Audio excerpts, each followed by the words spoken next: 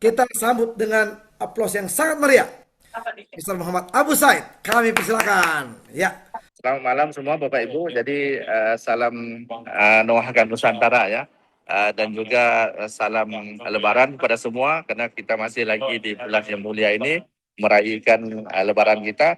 Jadi ringkasnya daripada saya Bapak Ibu semuanya alhamdulillah udah mencapai S1 dan juga ada yang tertinggi di Indonesia sekarang udah sampai ke S5.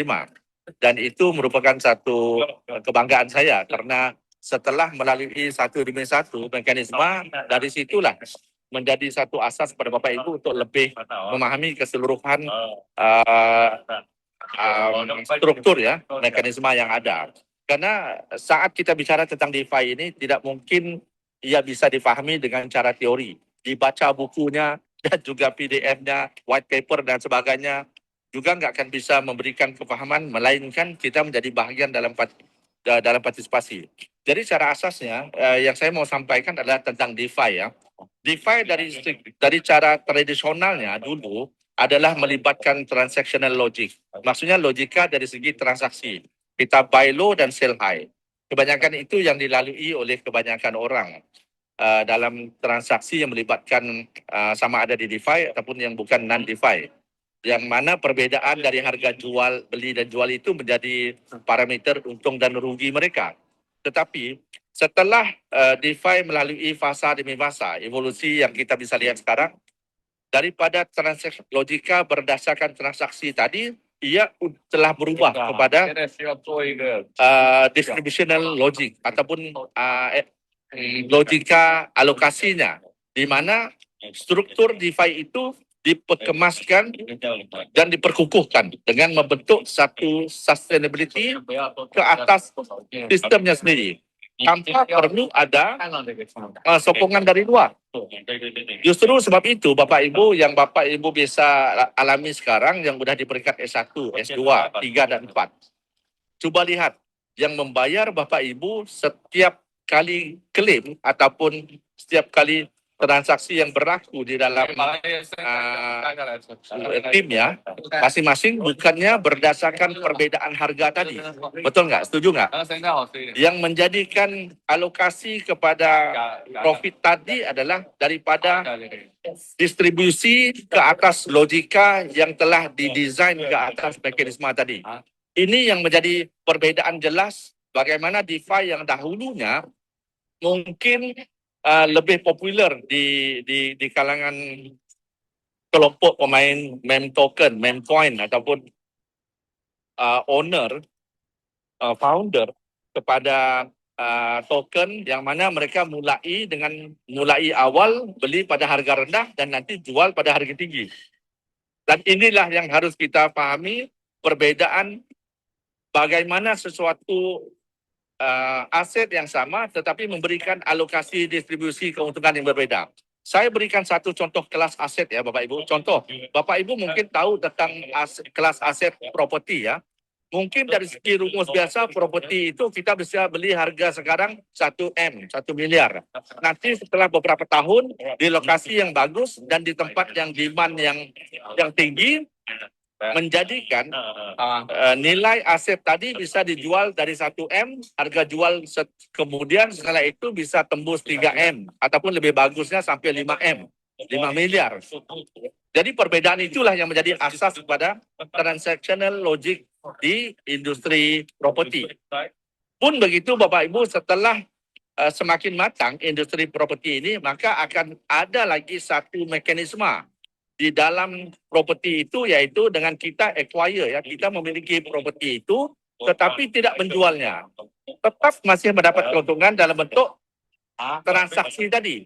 Maksudnya mungkin properti itu bisa dijadikan Airbnb, bisa dijadikan homestay sebagai contoh, dan kita mula mendapat positif cash flow ya, pendapatan daripada transaksi tadi yang ada di properti tadi, atau bisa disewakan ya, disewakan kepada untuk kegunaan mungkin institusi kecil seperti TK untuk nursery anak-anak dan juga sebagai rumah untuk kontrak ya kepada orang yang mempunyai keperluan untuk menjadi penyewa kepada kita. Jadi itu yang saya berikan contoh bagaimana di dalam DeFi ini sekalipun kita juga partisipasi ke atas strukturnya. Cuma kita bedanya selalu selama ini mungkin kita di asas layer yang paling entry sekali, yaitu dengan acquire. Memiliki unitnya, mengharapkan kita beli di harga rendah dan kita jual di harga tinggi. Itu yang membedakan kenapa ada yang terlibat di bidang DeFi, dia ada yang rugi dan ada yang untung. Karena level entry-nya beda. Ada yang pilih untuk entry levelnya, entry layer ya, yang di harga di transaksi logika pada transaksi aja semata-mata. Ada setengahnya juga menggunakan layer seterusnya, yaitu pengoptimasi ke atas struktur keseluruhan project ataupun tokenisasi itu. Mungkin ada pada tradingnya dan sebagainya. Tetapi di struktur yang paling tertinggi adalah yang melibatkan distribution layer, di mana kebanyakan yang diperlukan adalah engagement ke atas mekanisme ini yang akan membentuk transaksi di kalangan para pemain, di kalangan para peserta. Dan kalau kita lihat, itulah yang menjadi dasar kepada industri DeFi ini. Sebagai contoh, kalau di PancakeSwap, yang mereka fokus adalah walaupun PancakeSwap itu sendiri mempunyai native tokennya, yaitu Cake ataupun Uniswap ya, mereka mempunyai native tokennya yaitu Uni. Tetapi yang menjadi asas yang utama adalah bagaimana engagement.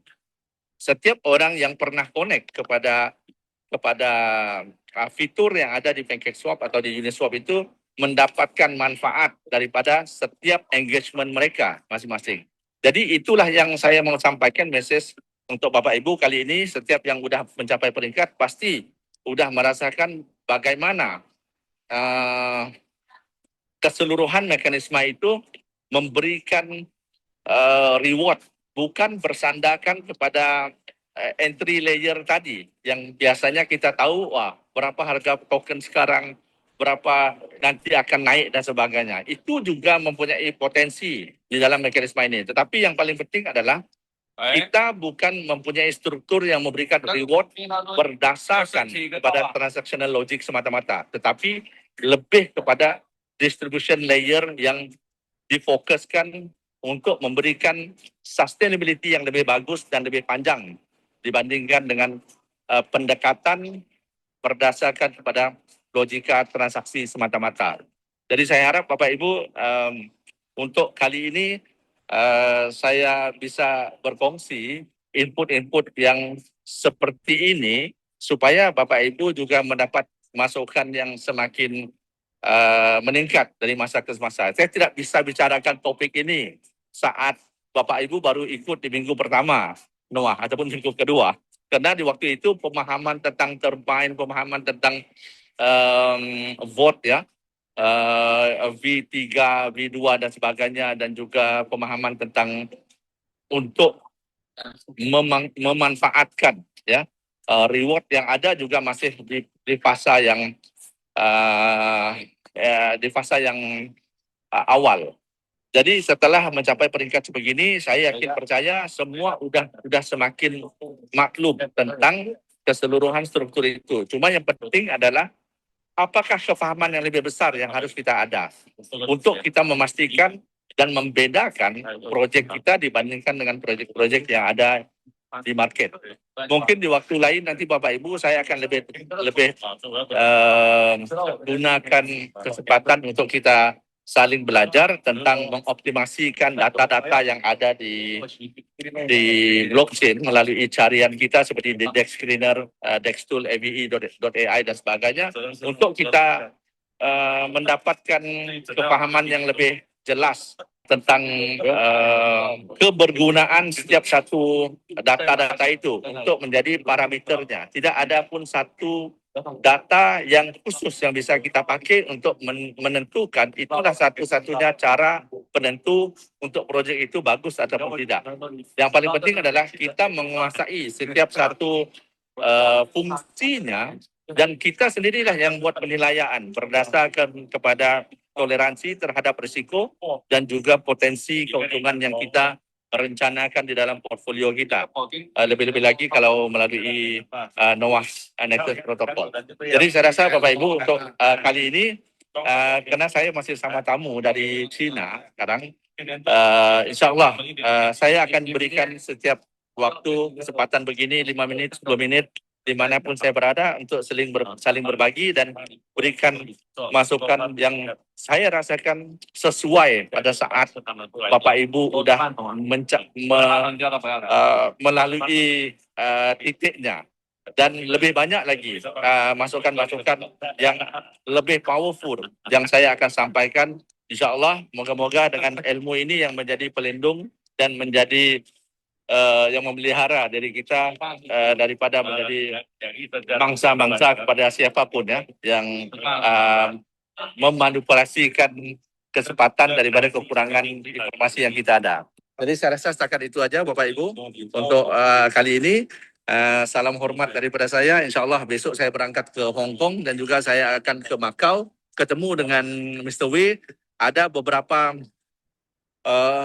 hal yang mau difinalkan lewat developer. Mungkin saya juga mau dengar dari Mr. Wei apakah fitur setelah bulan ketiga yang akan diinputkan ke dalam ekosistem NOAA untuk seterusnya. Jadi sekian saja kali ini.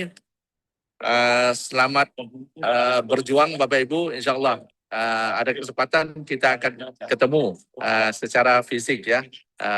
Mungkin kemungkinan besarnya di Indonesia nanti. Sekian dari saya. Wabillahi taufiq wal hidayah. Wassalamualaikum warahmatullahi wabarakatuh. Saya kembali kepada Pak Peter ya, MC. Oke, kita berikan applause buat Mr. Abu. Kasih the best reaction Bapak Ibu teman-teman ya. Ingat, ilmu yang menyelamatkan kita.